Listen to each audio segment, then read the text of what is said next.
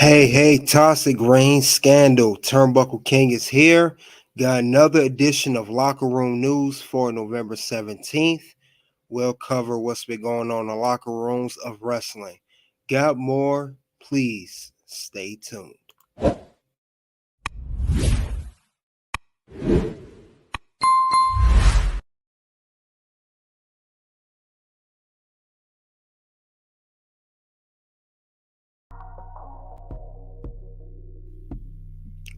All right.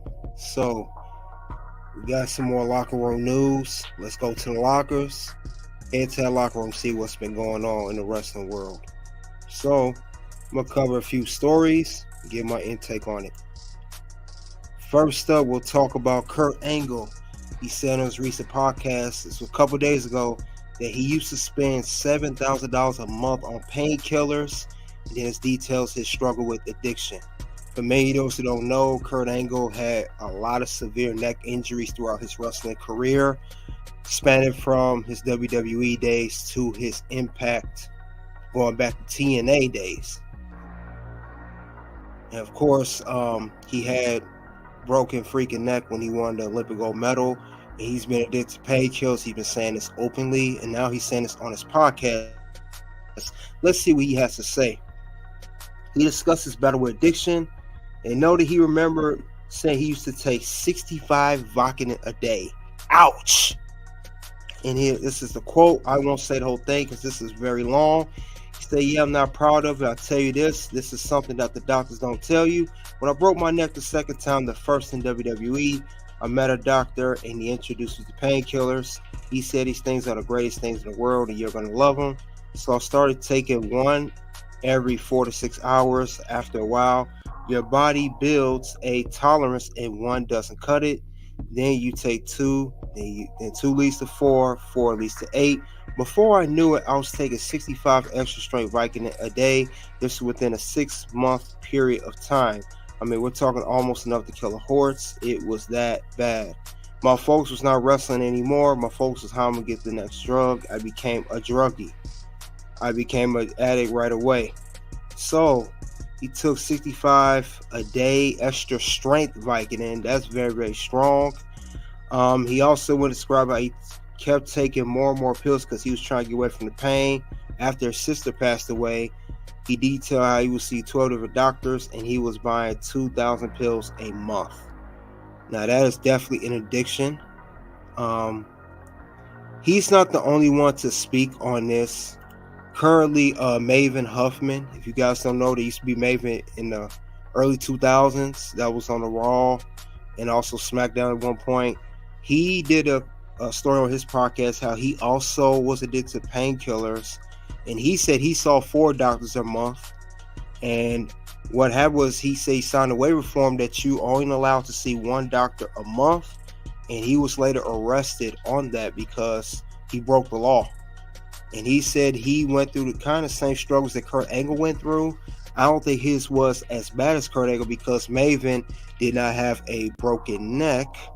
And also Maven didn't wrestle nowhere near as long as Kurt Angle. So it seemed like these painkillers are very, very dangerous and it's something not to play with. You could be the strongest, the biggest, whatever. But if once you're addicted, you're just addicted. And he says here that he was just trying to hide the pain, emotionally out of control. And he said he had to buy 500 of them illegally from Mexico. So that's a lot of painkillers. And then it says here he's $7,000 a month. He says he's making a lot of money, so the money really wasn't an issue. So, and he also noted here that he said he was never Perk Angle. So that's just something the fans named him. This is why his stint in TNA. But yeah, like I said before, painkillers are nothing to mess with. Supposed to, yes, help the pain for whatever injury or whatever you're going through, but it's not supposed to. The wrestlers and athletes overall, they don't use it just for physical pain, they use it for emotional pain, and that's where you become addicted. And unfortunately, some of the wrestlers that we saw growing up, they're not here with us today because they were addicted to painkillers, steroids, the whole 9. But this is amazing that Kurt Angle used to spend $7,000 a month. Now you figure Kurt Angle in his prime, he was making big money. So like he said, $7,000 probably like maybe $70 to him. So this is just amazing that he saw 12 different doctors and he had 12 different scripts of medication. And he said you had to set up a calendar because you couldn't go to the same pharmacy. You had to have 12 different doctors.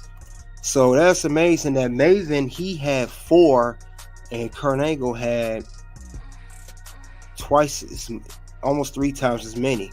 He had 3 times as many doctors as Maven did. And Maven said that he felt the effects. He said he feels like he's not going to be able to live a long life or live till he's 65. So hopefully that's not the case. But I know Kurt Angle also, he stated that he's been going through pain. He has trouble moving his neck, moving his arms. He even had trouble interacting with his children because he has 6 children. I know most of I know his oldest are teenagers, but he means the younger ones for that matter. And he said he's still in pain every day.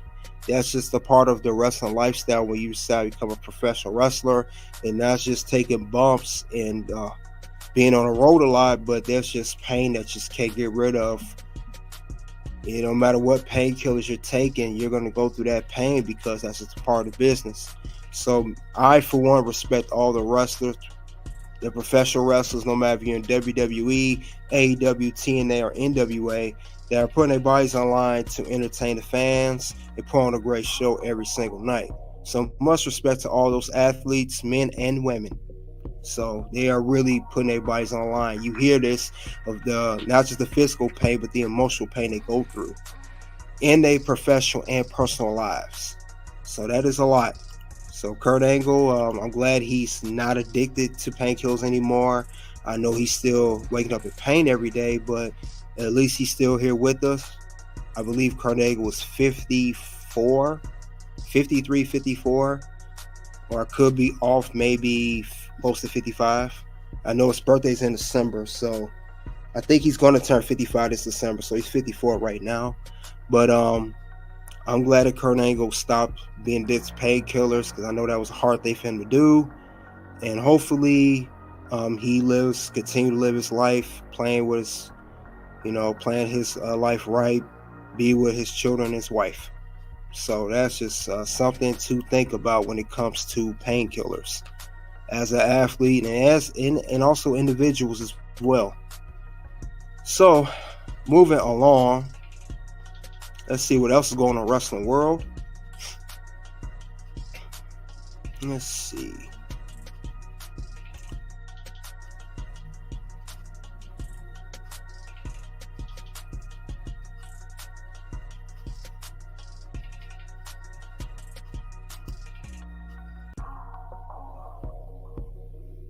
All right, we got a little story here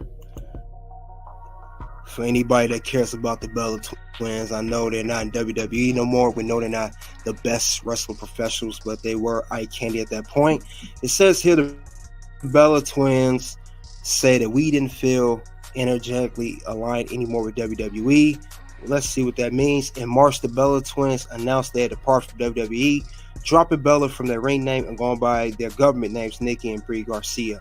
Though they have now wrestled as Royal Rumble 22, they were still ambassadors and originally advertised to appear at Raw 30th anniversary before being pulled after the show to criticize the event for lack of women. I remember when this happened. They gave more insight to their departure. We got to a point we didn't feel energetically aligned anymore with the WWE. There was a moment where her and I looked at each other, kind of felt, you know what? We're not seeing eye to eye anymore. We didn't even have to say, we just look at each other and feel it. We get sad at times we're not a part of what the women are doing over there. We'll always support our women of the WWE. But it's been amazing the meetings of these opportunities to be able to say yes or no for yourself and have to go ask, hey, do we really want to do this opportunity? Can we? We're in this place of reclaiming our power, making our own decisions, and not have to ask permission. It's crazy to feel like that at 39. So, excuse me. Nikki and Brie continue to host their own podcast and are hosts of Twin Love on Amazon Prime, and the reality day series is streaming now on Amazon Prime. You guys check that out if you're interested in that. So that is crazy. The Bella Twins no longer with WWE. I know Nikki has to show USA. I believe that contract's up. That's it too. So let's see what else is going on in the wrestling world. Let's see.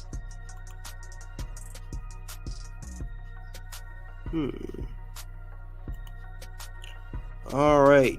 Daniel Garcia, he says, I think Mercedes Moné is one of the greatest performers of all time, male or female. Let's see what he says. Has high praise of Mercedes Moné. In mid-22, Mercedes Moné made a decision to bet on herself and exit WWE. At the beginning of 2023, she'll make her New Japan Pro Wrestling debut, attacking then IWGP Women's Champion Kairi Sane. Then we'll have a match where she came on top winning a championship, and then she will lose the championship in her days of 64 days as champion. So I know there's been interest of her joining AEW, and Tony Khan has been saying great things about Mercedes Moné, and there's rumor will she still come to AEW.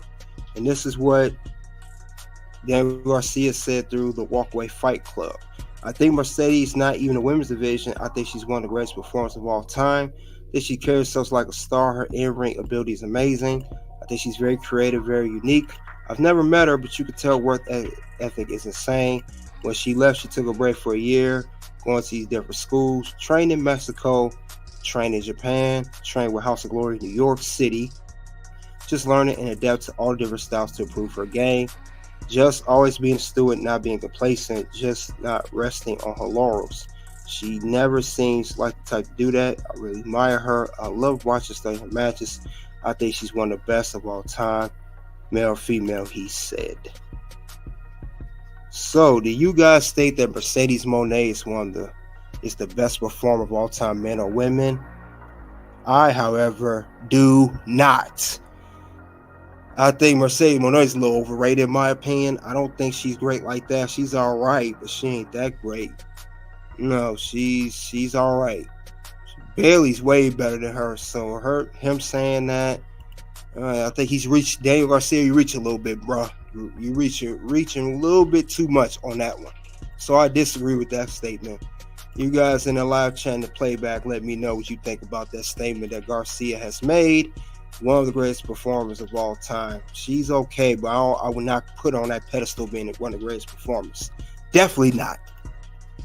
Moving along. Let's see.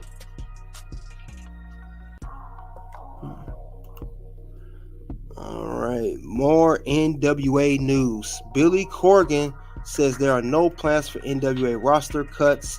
NWA's financial health is fine. I know recently there was an interview that I said last edition of Locker Room News that Eric Bischoff said that Billy Corgan needs to get the financials better for NWA if they want to, be in the realm of competition of other wrestling promotions or be close to AEW or WWE stature. Now he said clears the air about NWA Billy Corgan. They said Hustle Russ reported that NWA was expected to make cuts. This was yesterday, November 16th.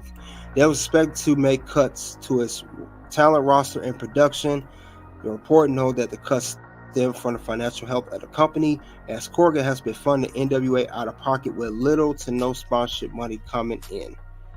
Now he speak with PWI Insider. Credit to all those guys, and also credit to Fightful for getting this information.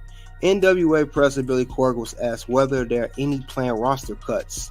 He says, and I quote, none. The territorial system being reinstated is partly to make sure that key roster talents are not in particular TV taping cycle, that they're working in our NWA ecosystem. We value everyone that works for us, and some of us are under contract and some of us are not. But that doesn't mean I don't want everyone working for us all the time.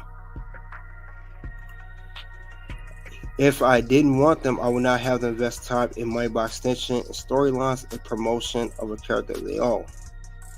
He also responded to Hustle Russ reporting that they were limited to contract talent. In January, the company will stop having talent fly in the day before shows to save expenses. Says they try to balance the talent for the show. Let's see. said that 2023 has been most expensive year of the Lightning One era. So let's see what he has to say about this. This is where the stupidity of kind of reporting shows itself. Saratoga, Florida is a live to tape event which turns to future episodes of Power, trying to balance who's flying in from where, etc., to ensure the quality shows very high against the cost of running a live remote. Live remote is much more expensive than running, say, a Skyway, Nashville, in a TV studio. So they say taping is more expensive. And he said 2023 is most expensive year. Now he's going to talk about the NWA financial health. He said that's fine. Yeah, he said there are no investor, and he asked himself regarding expenditures. And that's what Eric Bischoff was talking about. He needs investors. But let's see what he has to say. He said, and I quote, the financial health is fine. I'm 100% owner, still no investors. So I answer to no one expeditions except myself.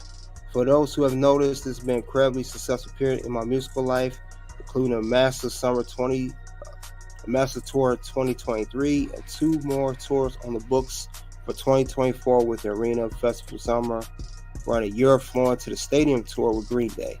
He said if he need additional funding, and he can get it easily because I own all my songs as well as my recorded works. They call masters since 2001. That's over 20 years of owning masters, and which could get loans for future earnings. Well, Billy Corgan, you may have to get investing soon, because in the wrestling business right now, everyone is stepping that game up, from WWE to AEW to TNA to NWA. Hopefully you guys are on that path too, because it's going to definitely get better as time progresses. He said he cannot comment on TV deals, but he stand by what he said. Previously, they have 2 TV deals, and nothing's changed in that regard despite countless false reports. Those deals been in place for a good while. How all that plays yet to come, and they will look forward to the day reality to our situation come to light. And I notice he still has not talked also about the whole CW deal. So who knows if that's going to happen or not. But that is all Billy Corgan had to say about that. There are no plan for roster cuts, and the NWA financial health is fine. You guys in the comment section and live chat, let me know, what do you think? You think Billy Corgan is 100% honest on that, or maybe he needs help, he just don't want to say it? But he say he owns all masters. I think when it comes down to it, only time progress will he need investors or not, because NWA could blow up, get bigger, or it have potential to get bigger. He's going to need more money, and that's what Eric Bischoff stated in the interview on 83 Weeks. So we'll see what happens with that. And that is all I have regarding Locker Room News for November 17th. You guys let me know in the comment section below and live chat what you think of the news of Locker Room News today. Locker Room of Wrestling News, another edition in the books. We're going to head out the lockers, get back to what we all do, work or relax. Enjoy the rest of your weekend as we coming up on 1 week before Survivor Series and 1 week before Thanksgiving. Soon, 2 videos will pop up for Toxic Reigns Scandal. The 2 videos that will pop up for Toxic Reigns Scandal is Eric Bischoff on NWA's possible growth. Next video is Wrestling Injury Report. Until then, it is OUT.